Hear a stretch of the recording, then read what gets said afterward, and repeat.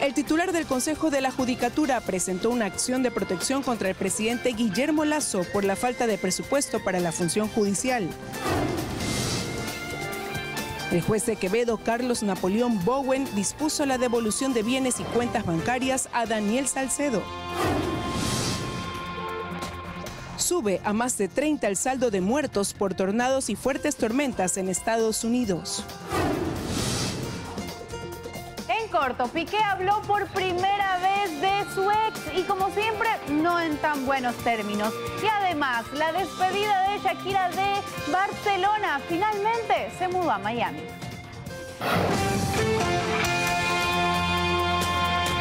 Teleamazonas presenta 24 horas con Liz Palareso y María Gracia Acosta. Aquí empezamos. Comerciantes de armas y equipos de seguridad indican que para comercializar armamento letal en el país se deben cumplir varios procesos legales y que actualmente está prohibido. Paul Coello nos cuenta más en el siguiente reportaje. Para los comerciantes de armamento y equipos de seguridad en el país también fue una sorpresa el pronunciamiento del presidente sobre el uso de armas de fuego.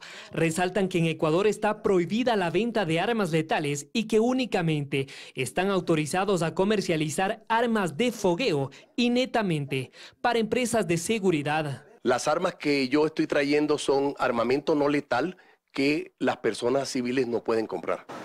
Sostienen además que estas empresas de seguridad deben cumplir con algunos requisitos que les exigen las Fuerzas Armadas para poder adquirir estas armas de fogueo y gas pimienta. Yo no le puedo entregar las armas a las empresas de seguridad hasta que no tengan autorización de comando conjunto. Es un tema bastante regulado. No es tan fácil como están pensando. Indican que la comercialización de estas armas no letales en el país no es un tema sencillo, que son varios procedimientos legales que deben cumplir para poder importar de otros países y que por el momento el procedimiento está bloqueado. Todavía no podemos importar mientras no derogue el Ministerio de Defensa Nacional el Acuerdo 619 del 6 de junio del 2007, en el cual prohíbe la importación de armas, municiones y aerosol pimienta. Sobre la comercialización masiva, si es que el gobierno llega a normalizar estos temas, los comerciantes indican que tampoco tienen en stock el suficiente armamento. Yo como importador solamente tengo un cupo de 30 pistolas por importación. Solo se pueden traer para empresas, como ya le había dicho antes, y eso toma un tiempo bastante largo en comando conjunto porque tienes que cumplir con todos los requisitos que la ley te está pidiendo. Pero no son los únicos que se sorprendieron con esta decisión. La Federación Nacional de Trabajadores de la Seguridad Privada del Ecuador rechaza el pronunciamiento de Lasso e indica que ellos jamás solicitaron al gobierno que la ciudadanía porte armas de fuego. ¿Qué le quiere decir? Que tiene que actuar. Tiene que hacer el uso progresivo, el uso legítimo de la fuerza, pero con un Estado incipiente, con un sistema judicial decadente, ¿qué garantías tiene ese trabajador de la seguridad en el momento que use un arma de seguridad? ¿Cómo probar si hizo en la legítima defensa? Además, los guardias de seguridad acarrean muchos problemas sociales en el tema laboral, económico y familiar, y también pueden ser objetos de suicidio. Y al respecto, la ley que reformó el Código Penal y varios cuerpos legales, aprobada en enero de este año, no autorizó el porte de armas, sino únicamente clarificó algunos aspectos. A continuación lo explican legisladores y también un penalista. Después de que el presidente Lasso emitiera un decreto ejecutivo que viabiliza la tenencia y porte de armas de uso civil, vuelve la mirada a los artículos del COIP reformados en enero de este año en este cuerpo legal. Durante la aprobación, solo 4 legisladores se abstuvieron, el resto votaron a favor. Entre los 90 cambios aprobados hay 2 reformas relacionadas con la tenencia y porte de armas. El porte de armas y la tenencia siempre ha existido, inclusive desde la ley anterior. Lo que la Asamblea aprobó ahora último y que ya salió en el registro oficial es la forma de que las armas legalmente que posee una persona y que estén en trámite del permiso no sean estas personas pues víctimas de que las puedan meter en la cárcel como establecía la ley anterior. Es decir, solo se aclara que quien tramite un permiso no será sancionado. Y con ella coincide el abogado penalista Pablo Encalada, que dice que mayores modificaciones respecto al porte de armas no existen en la ley, porque siempre ha sido mixto y solo clarifica dudas. Es que dice, si una persona un arma y está tramitando el permiso, ¿no es cierto? Entonces ahí no tiene responsabilidad penal, ¿no es cierto? Porque está caducado, o ha pedido una renovación o lo está tramitando. Esa es la única cosita que nos cambia, que creo que es relevante. En la reforma aprobada por la Asamblea y que recién el 29 de marzo se publicó en el registro oficial, se sustituyó la definición de tenencia y porte en el artículo 360 que dice: la tenencia consiste en la posesión de un arma de uso civil adquirida lícitamente con fines de defensa personal, deportivo, etc. Es absolutamente falso que esa ley viabiliza el porte de armas de los ciudadanos. Lo que se hizo fue reformar el artículo 360 para clarificar el concepto de porte y tenencia de armas. En cambio, según Encalada, el decreto presidencial sí cambia las cosas. Y ahora Lasso, lo pudo haber hecho Moreno, lo pudo haber hecho Correa, pero ahora Lasso lo que dice es no, vamos otra vez a habilitar la posibilidad de dar estos permisos. En la práctica, ¿qué va a pasar? No se puede aplicar de manera inmediata, porque el decreto dice, primero, que tiene que actualizarse la normatividad. Es decir, tiene que la Secretaría de Seguridad, las Fuerzas Armadas, y confiere 6 meses para que se pueda actualizar esta normativa. Y las reformas de la Asamblea estarán vigentes recién en 30 días. En este momento, el legislativo tramita 2 proyectos de ley que cambian el porte de armas, uno presentado por un legislador de UNES y otro por el PSC. Expertos en seguridad se suman a las críticas en torno a la disposición de armar a la población civil. El director de Reconstrucción Social del gobierno de El Salvador también comparte su postura. Dayana Monroy informa que este es el estado de excepción número 11 que decreta el gobierno. Pese a ello, las cifras de asesinatos han ido en aumento. Son quizá las decisiones en materia de seguridad que más comentarios han despertado, pero son las más efectivas. La disposición de permitir la tenencia y porte de armas para defensa propia en civiles que cumplan ciertos requisitos deja reacciones a favor y en contra. ¿Pero cambiará en algo la situación de inseguridad que vive el país? Creo que es una decisión que primero no va a resolver el problema de la inseguridad. El año anterior, que se triplicó la importación de armas, también fue el año de mayor muerte en el Ecuador. Con lo que está ahora planteado, es evidente, indudable, que vamos a tener un nuevo récord en homicidios violentos. Para Córdoba la decisión es más política. Se da un guiño al Partido Social Cristiano. Hoy tenemos la oportunidad de hacerle esta pregunta a Carlos Marroquín, miembro del gobierno de El Salvador en temas de seguridad. Si no apoyas a tu fuerza pública, no decidas darle una pistola a un civil, porque lo que vas a generar es una guerra. Primero tenés que fortalecer la fuerza pública. Por eso la fase 3 y 4 del Plan Control Territorial tecnificaron nuestra fuerza pública. Marroquín es director de reconstrucción del tejido social del gobierno de Bukele, líder de la fase 2 del plan de transformación que en ese país está dando resultados. Antes de tomar decisiones acaloradas en base a la dificultad que te puede presentar un tema como la inseguridad en un país como Ecuador, creo que tenés que fortalecer tu cuerpo de seguridad y limpiarlo, porque existe mucha corrupción dentro, pasa en toda Latinoamérica con nuestras policías. Este es también el estado de excepción número 11 que ha decretado el presidente Guillermo Lasso, y el tercero acompañado con toque de queda. Va a ser un paño tibio para las primeras 2-3 semanas y luego volverán las cosas igual. Pero en cambio lo que se ha cambiado es el poder, la injerencia, la influencia que tiene ahora el alto mando de Fuerzas Armadas en la toma de decisiones del gobierno. De 2 años de gobierno, es decir, de 24 meses de administración de Guillermo Lasso, hemos pasado 16 meses bajo estado de excepción por razones de seguridad, incluyendo los estados de excepción por la crisis carcelaria. Los asesinatos en la zona 8 entre enero y marzo de este año ya son 485, casi el doble que el año pasado, que fueron 275. Las extorsiones han crecido en un 300% y los secuestros en un 40%. En Guayaquil. Solo en el estado de excepción de diciembre del año pasado, la policía reportó una caída de crímenes, el 30% menos de asesinatos en Esmeraldas y Santo Domingo.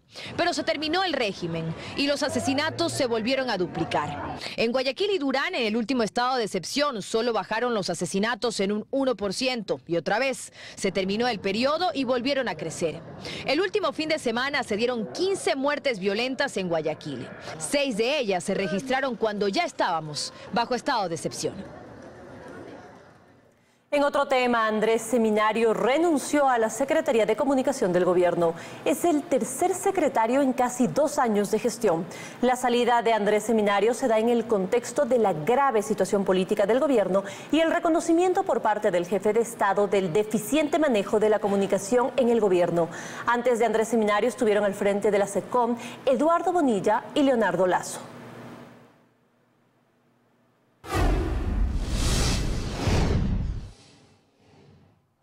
La Comisión de Fiscalización de la Asamblea Nacional se reúne esta tarde para conocer la solicitud de juicio político contra el presidente Guillermo Lasso. Andrea Samaniego sigue este tema y nos cuenta más desde el Parlamento. Hola, Andrea. Gracias, ¿cómo están? Muy buenas tardes. Así es, hoy a las 2 de la tarde están convocados los 9 miembros de la Comisión de Fiscalización para que conozcan esta solicitud de juicio político en contra del primer mandatario. Los asambleístas van a conocer y bueno, van a calificar ya este trámite. Sin embargo, para que corra el plazo de los 30 días para tratar esta solicitud, pues bueno, esto empieza a correr una vez que sean notificadas las partes, tanto el presidente como los 4 solicitantes de este juicio político, y eso ocurrirá este martes. Les contamos más en el siguiente video, veamos. El trámite de juicio político contra Guillermo Lasso empieza aquí, en la Comisión de Fiscalización de la Asamblea Nacional. Esta tarde conocerán la solicitud que presentaron 4 asambleístas y también el dictamen de admisibilidad de la Corte Constitucional. Hay expectativa por lo que realice esta comisión. Esperamos que no se dilate con argucias ni del presidente ni de miembros de la comisión y que el país pueda tener respuestas en más o menos 45 días. Para el presidente de esta mesa legislativa hay que cumplir con lo que establece la ley y dice que no hay apuros. Eso de notificación no es tan sencillo, son 3 notificaciones. Tenemos que notificar de forma presencial al señor presidente de la República y ahí corren los plazos. Es decir, por si acaso, porque noto que hay una desesperación de algún sector, solo una vez que estén notificadas las partes, corren los plazos, corren los 10 días que son fatales. Pero además les recuerda a los solicitantes que este juicio político solo debe tratar sobre los temas que la Corte admitió, y eso tiene que ver con el delito de peculado. Nada más. Yo les invoco a los señores legisladores que nada de estar hablando de la provincia de Sucumbíos y de otros temas, ni de Cherres, nada. Aquí no hay, de una vez que vayan entendiendo los legisladores, aquí no hay espacio para hablar de mafia albanesa porque no presentaron las pruebas, tampoco hay espacio para hablar de Leonardo Cortázar porque no quisieron presentar las pruebas. Desde otros sectores dicen estarán vigilantes para que el proceso se dé en el marco de la ley. Nosotros como bancada, como legisladores, tenemos la obligación con los ecuatorianos, es velar por un debido proceso, por un proceso de legítima defensa, pero también porque se sustancie en derecho. Tienen ya una base, ya hay un informe, ¿no es cierto?, que habrá que contrastar, habrá que verificar la realidad y también hacer las convocatorias ampliadas de algunos actores que no han sido convocados o que no asistieron en su momento. Hay 10 días para recibir la prueba, 10 días para actuar esa misma prueba y 10 días más para que se realice el informe, que recomiende se dé paso al juicio político o que se archive. En cualquiera de los 2 casos, esto debe pasar al Pleno Legislativo. Y bien, según el asambleísta Fernando Villavicencio, entre el 5 y 6 de mayo ya se prevé que el informe de esta solicitud de juicio político se encuentre lista y preparada para entregar al presidente de la Asamblea Nacional y que lo ponga en el orden del día para que lo conozca el Pleno de la Asamblea Nacional. Nosotros estaremos pendientes de aquello. Ustedes tienen más noticias. Muy buenas tardes. De igual manera para ti, Andrea, muchísimas gracias por la información desde el Legislativo. Y revelan supuestos errores de la Corte Constitucional en la presentación de su dictamen de admisibilidad del pedido de juicio política contra el presidente Guillermo Lasso. Fausto Yepes nos cuenta que el asambleísta de Pachacutic, Ricardo Vanegas, habría detectado un error de forma y otro de fondo que podría poner en duda las acusaciones al presidente Lasso. Al proceso de juicio político en contra del presidente Guillermo Lasso le siguen los errores y esta vez no fue la Comisión Ocasional de la Asamblea Nacional, sino, según el asambleísta Ricardo Vanegas de Pachacutic, la propia Corte Constitucional que se ha equivocado al mencionar como hecho base a un informe de Contraloría sobre el contrato entre Flopec y Amazonas Tankers que no coincide en fecha y en su recomendación. En el dictamen se hace referencia a mayo del 2022, no obstante el informe de Contraloría es de 2021. Ese es un error de tipeo, de forma, de lo que usted quiera, pero que no debería haberlo cometido la Corte Constitucional. Pero los jueces tienen la obligación de revisar si esa historia es cierta, y para eso tienes que revisar los anexos. No obstante, para Vanegas hay un problema más de fondo y tiene que ver con el supuesto peculado del que le acusan al presidente Guillermo Lasso al no haber dispuesto la terminación de un contrato supuestamente perjudicial para Flopec. En su dictamen, la Corte Constitucional refiere el informe de Contraloría y dice que se habría recomendado realizar un informe de evaluación de los ingresos y condiciones de la modalidad asociativa, con base en el que determine la conveniencia y pertinencia de continuar en el pool company. Y que no se habla de la terminación del contrato, insiste Vanegas, y eso desvirtuaría la idea de un peculado. En ningún momento está diciendo terminen el contrato, ni tampoco está diciendo que se ha cometido peculado. Eso no existe en ese informe. Pero los jueces tienen la obligación de revisar si esa historia es cierta. Y para eso tienes que revisar los anexos. Me refiero al informe de la Contraloría y a los balances económicos, financieros cerrados al 2022. Tú no puedes creer simplemente en lo que te ponen en un papel. Para sostener esto, Vanegas se entrevistó con el exgerente de Flopec que dice manteniendo el contrato con Amazonas Tankers logró utilidades cercanas a los $200 millones para la estatal. Facturamos 960 millones de dólares. E históricamente, ¿cuánto venía facturando Flopec? Entre 500 y 550 millones. Eso o sea, es decir que usted nos está diciendo que con los balances financieros de Flopec. Y han advertido ya los asambleístas que del único tema que se hablará en la Comisión de Fiscalización es sobre el supuesto peculado. El ministro de Energía convocará esta semana al directorio de Petroecuador para concretar la postergada auditoría a los balances financieros. Carlos Acoto nos cuenta que este fue un compromiso que el país adquirió con el Fondo Monetario Internacional, pero que en un primer intento no se pudo realizar. De entre las empresas públicas ha sido desde siempre la joya de la corona. Solo en 2022 percibió ingresos por más de 15.000 millones de dólares. Sin embargo, la estatal Petroecuador no rinde cuentas sobre sus balances financieros. Y eso ha sido reconocido en reiteradas ocasiones por el propio ministro de Energía, Fernando Santos. Esta semana, en una entrevista radial, se refirió a la auditoría que fue establecida como uno de los compromisos adquiridos por el país con el Fondo Monetario Internacional, pero que en 2022 no se concretó. El segundo intento aún está en vías de ejecución, según Santos. Las compañías grandes invitó, por supuesto, a las 4 más grandes auditoras. Se dieron una vuelta por Petroecuador, prefirieron no. Obviamente había que buscar compañías, hay 100 en el mundo, 80 muy prestigiosas, en eso se está. Y es que no se trata de una tarea fácil, dice el analista económico Alberto Acosta Burneo. Y el primer paso para una auditoría es tener saldos iniciales aprobados, algo que no existe. Esperemos que en esta ocasión se den cuenta que tienen que empezar con esa determinación de saldos iniciales para que una compañía auditora pueda posteriormente hacer una auditoría integral del balance. Eso lo sabe bien el ministro. Asegura que la auditoría se realizará en 3 tiempos. Primero, hay que rehacer la contabilidad. Segundo, ir a la auditoría financiera, ¿verdad? Que los números son ciertos. Y tercero, y quizás lo más importante, un tercer nivel de auditoría, que es la auditoría forense. Según el ministro Santos, en los primeros días de abril se convocará una reunión de directorio con el objetivo de acordar un plan para ejecutar la postergada auditoría a los balances de la estatal petrolera. Estamos de regreso con más información. El presidente del Consejo de la Judicatura, Wilman Terán, presentó una acción de protección en contra del presidente Guillermo Lasso por la falta de asignación de recursos a la función judicial. Belén Merizalde está en el Complejo Judicial Norte, en donde se presentó este recurso y nos tiene a esta hora los detalles. Hola, Belén.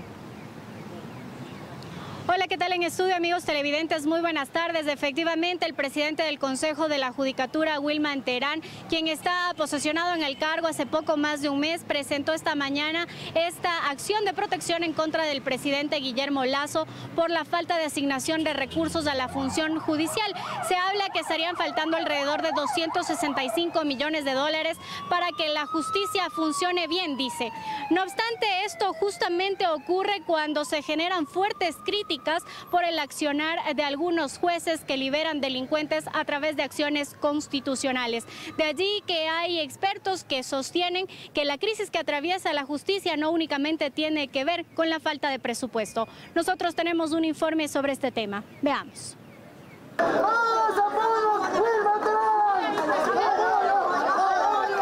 Con barra incluida. Así fue como el presidente del Consejo de la Judicatura, Wilman Terán, presentó la mañana de este lunes una acción de protección en contra del presidente Guillermo Lasso por la falta de asignación de recursos a la función judicial. ¿Años se han dado estos retrasos al presupuesto de la Judicatura? Una década, 10 años atrás, y es sistemático. Basta que cualquier gobierno nos vean a nosotros como cualquier ministerio.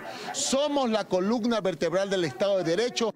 Minutos antes, en el Foro por la Transformación de la Justicia, Terán aprovechó para detallar el contenido de esta acción de protección. Se disponga de forma inmediata a la Presidencia de la República que coloque una placa visible en cada dependencia como reparación judicial, en donde se exprese: en el sistema democrático del Ecuador se garantiza la seguridad jurídica y autonomía de poderes por medio de la adecuada asignación y dotación de los recursos públicos por parte del Poder Ejecutivo al Poder Judicial. Que se ordene a la Presidencia de la República y al Ministerio de Finanzas que devuelva ese dinero ausente de la función judicial, consistente en 265 millones, y que, en caso de demorar, porque se le está pidiendo de que sea bajo un tiempo determinado, con un recargo del 10% por cada día de retraso.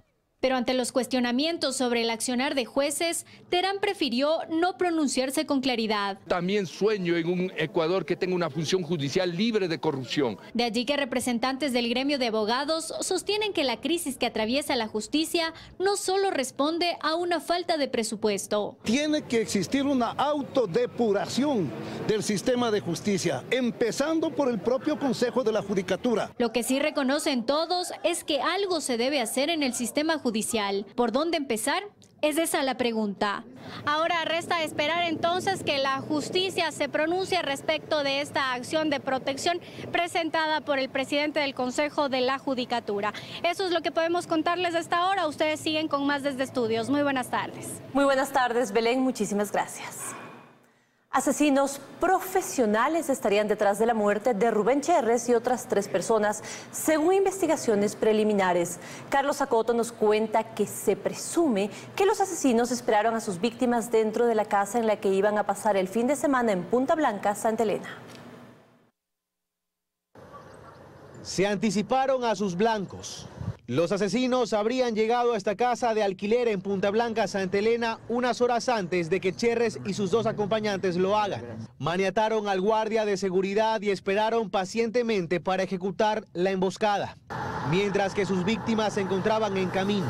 Venían presumiblemente desde Guayaquil, en un vehículo con placas adulteradas según información preliminar.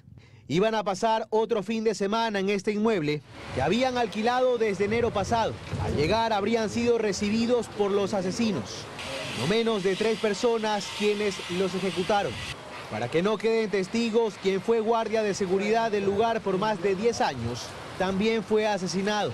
Todo ocurrió entre la noche del pasado jueves y la madrugada del viernes. Las autoridades recibieron la alerta pasado el mediodía del viernes.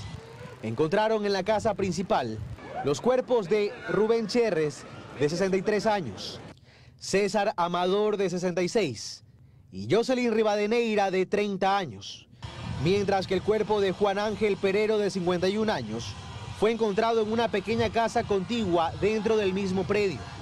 Criminalística acordonó la escena. Encontraron cintas de embalaje, cuerdas de nylon, 12 vainas calibre 9 milímetros, y teléfonos celulares que están siendo explotados. En la escena no se encontró el vehículo en el que se movilizaban Cherres y sus acompañantes. Se presume que fue robado por los asesinos. Al momento se realiza el seguimiento técnico de este vehículo, en el que Rubén Cherres, involucrado en el caso León de Troya, se habría movilizado con total libertad, aun cuando era buscado por la policía, y de cuyo paradero se supo solo tras su asesinato, que, por los pocos indicios encontrados, habría sido perpetrado por profesionales. Revisamos más noticias. El número de fallecidos por el deslizamiento de tierra en Alausí ascendió a 28 tras el levantamiento de otro cadáver este domingo, informó la Fiscalía General del Estado. El más reciente balance del desastre publicado el sábado por la Secretaría de Gestión de Riesgos da a conocer que se registran 38 heridos, 32 personas rescatadas y 850 damnificadas. Varias de estas personas se han quedado sin hogar y están alojadas temporalmente en albergues habilitados por las autoridades. Además, un total de 163 viviendas han quedado afectadas y 57 destruidas. Seguimos con más noticias en 24 horas. Son 4 cuentas bancarias y un automotor los bienes que por orden judicial le deberán ser devueltos a Daniel Salcedo Bonilla antes del feriado. El sentenciado por corrupción debió haber vuelto a prisión en febrero de este año, pero la disposición de la Corte Nacional de Justicia nunca se ejecutó. Luisa María Heredia con la información. Tal y como lo dispuso el juez de la Unidad Penal Multicompetente del Cantón Quevedo, provincia de Los Ríos, Carlos Napoleón Bowen. En el transcurso de esta semana, antes del feriado de Viernes Santo, la empresa pública inmobiliar deberá devolverle a Daniel Salcedo Bonilla, pieza clave de la red de corrupción que operó en los hospitales públicos del Ecuador durante la pandemia del COVID-19 y sobre quien pesa una condena de 13 años de prisión por peculado. Un automóvil marca Toyota de 2019 que le fue incautado. Ese fue uno de los vehículos para los que Salcedo intentó obtener reducciones tributarias utilizando un carnet de discapacidad fraudulento. Razón por la que el Servicio Nacional de Aduana del Ecuador lo denunció. El automotor está valuado en cerca de $98.000. La banca privada, en cambio, por orden del juez Carlos Napoleón Bowen, debe liberar de toda retención, bloqueo o incautación al menos 4 cuentas bancarias que poseía Daniel Salcedo. A propósito, entre 2014 y 2020, antes de su fallido intento de fuga, Daniel Salcedo Bonilla recibió cerca de $3 millones de ingresos en el sistema financiero, más del 90% por medio de depósitos hechos a esas y otras cuentas. Con la medida cautelar que interpuso la defensa de Salcedo y que fue parcialmente aceptada por el juez Carlos Napoleón Bowen, se buscaba también la devolución de otro auto y de varias propiedades localizadas en Santa Elena, pues a título personal Daniel Salcedo Bonilla tiene 5 bienes inmuebles valorados en casi $400.000. Son casas en Daule, San Borondón y Santa Elena y una oficina en Guayaquil. Daniel Salcedo Bonilla continúa en libertad, pese a que en febrero de este año la Corte Nacional ordenó que vuelva a prisión. En diciembre pasado, un juez de Paján en Manabí le otorgó la libertad alegando la caducidad de la prisión preventiva que le había sido impuesta. Sin embargo, la decisión fue apelada por el SNAI y por Fiscalía. Sus abogados presentaron un recurso de casación que fue rechazado por la Corte Nacional sin que su decisión surta efecto. Ahora otro juez provincial favorece al también sentenciado por el ingreso de artículos prohibidos a la cárcel, disponiendo que le devuelvan parte de sus bienes y cuentas bancarias. Este juez Carlos Napoleón Bowen es también quien en su momento revocó las medidas cautelares de Miguel Ángel Nazareno, alias Don Nasa, su esposa y 2 personas más, en el caso Big Money. Fin de semana violento en Guayaquil y sus alrededores. Más de una docena de asesinatos se contabilizaron desde la noche del viernes hasta la madrugada de este lunes. Joana Ramos nos tiene los detalles. Un muerto y varios heridos es el resultado de un ataque armado a los habitantes de esta vivienda en el sur de Guayaquil. El hecho ocurrió la noche de este domingo, cuando 5 sujetos llegaron al lugar y empezaron a disparar. Según versiones de moradores manifiestan que estaban al interior de un domicilio y las personas que cometieron el hecho ingresaron forzando la seguridad al interior del domicilio. Horas antes, otra balacera se registró en el suburbio. 7 personas resultaron heridas, 2 de ellas menores de edad. Se encuentran 2 niñas, 3 mujeres y 2 hombres. En la playita del Guasmo, una de las zonas más violentas de Guayaquil y donde según el gobierno hay mayor presencia policial, una balacera dejó un muerto y 2 heridos. El sábado en Sauces 8, un hombre de 25 años fue asesinado al interior de su domicilio. Una mujer resultó herida. La persona que pierde la vida sí registra antecedentes. En la cooperativa Valerio Estacio, delincuentes ingresaron a una casa para asesinar a 2 de sus ocupantes. Ellos huyeron, pero un adulto mayor en silla de ruedas falleció producto de la balacera. Que al parecer era el padre de uno de los ciudadanos. Más temprano el sábado en el sur de Guayaquil 2 cuerpos sin vida fueron encontrados. Ahora se conoce que una de las víctimas era el hombre que días atrás le robó el celular a un policía asesinado en la isla Trinitaria. La noche del viernes en la Floresta 2 hombres fueron asesinados dentro de un taxi. El copiloto tenía antecedentes penales. Familiares del conductor del vehículo indica que es un taxista informal. Hasta el 30 de marzo, solo en la zona 8 se han registrado 560 muertes violentas. El 80% se cometió en espacios públicos, el 40% ocurrió en la noche y 9 de cada 10 asesinatos fue con arma de fuego. La zona 8, que corresponde a Guayaquil, Durán y San Borondón, al igual que Los Ríos y Santa Elena, tiene estado de excepción hasta el próximo 1 de junio.